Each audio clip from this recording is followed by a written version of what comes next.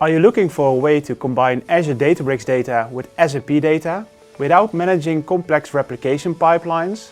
In this video we will show you how to enable SAP data in Azure Databricks using SAP Business Data Cloud Connect.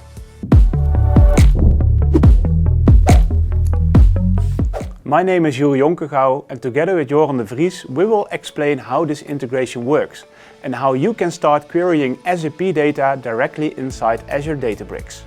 In this video we will walk you through 3 key steps.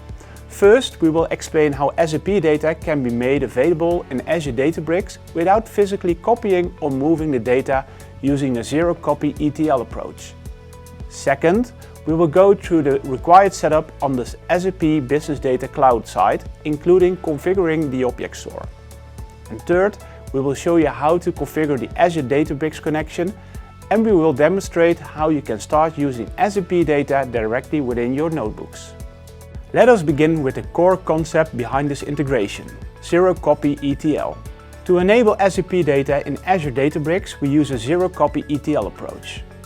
Zero-copy ETL means accessing data without creating copies.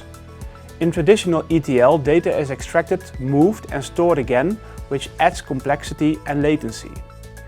With zero-copy ETL, Azure Databricks does not store SAP data. Instead, it uses delta sharing to access data directly in SAP Business Data Cloud. SAP processes the query locally and data stored in formats like Parquet or Delta, and only the filtered results are returned. This reduces data movement, avoids duplication and preserves SAP's business context. Now that the concept is clear, let us move to the SAP side, where Joran will walk you through the required setup. First off, the environment setup. Before Azure Databricks can access SAP data, the environment must first be prepared in SAP Business Data Cloud. A key component is the Customer Managed Object Store at the bottom of the image. This acts as the storage layer where SAP exposes datasets in an open, analytics-friendly format for external platforms. The first step is configuring BDC Connect in SAP for Me. This establishes a secure connection between Azure Databricks and SAP Datasphere. You can start provisioning BDC Connect within the Applications tab. You will have to fill general information, assign a quota, and enter the external system identifier, which can be found in Databricks, by going to the navigator bar and clicking Data Ingestion and then SAP Business Data Cloud. After this setup, it should take a few minutes and a link will be generated which can be found under the Resources tab by hovering the processing status symbol. This URL can be used during the next step inside Databricks. In this step we will set up the connection in Databricks so we can access the data from SAP Business Data Cloud. From Databricks, go to the Data Ingestion and select the SAP Business Data Cloud Databricks connector. Then click on New Connection. Paste the connection link generated in SAP Business Data Cloud and click Connect. If the setup is successful, the connection is ready to use and you can start exposing the datasets from the Business Data Cloud environment. With the environment prepared, the next step is replicating and sharing the data.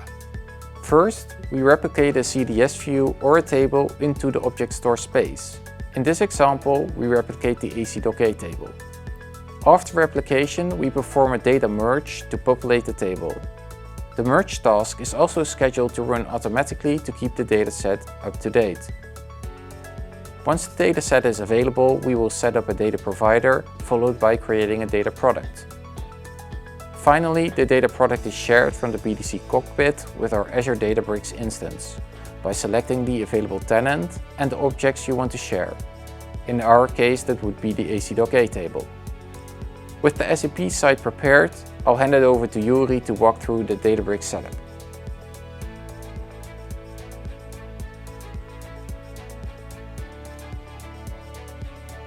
Now that the dataset has been exposed, the first step is to verify that it's available through the data provider.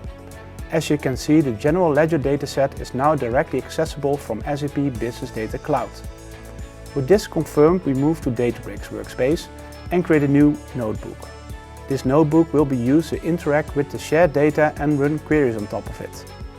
To explore the data, we run a simple query to count the number of records in the table. Before executing the query, you will notice on the left-hand side that the shared data from SAP Business Data Cloud is available as a catalog. This includes the general ledger dataset. After executing the query, we can see that the table contains approximately 150,000 records. This confirms that we can directly access and query the general ledger data on demand from SAP Business Data Cloud, without physically copying the data, and use it seamlessly within our Azure Databricks environment. So if you already have Azure Databricks and SAP Business Data Cloud in place, this is definitely an option worth exploring. This approach unlocks powerful use cases such as predictive maintenance, production optimization, supply chain analytics, and machine learning models enriched with SAP master and transactional data, all without creating additional data copies. Thanks for watching. If you want to explore the different integration options for connecting SAP DataSphere to Microsoft Fabric, then check out other videos and you can find them here.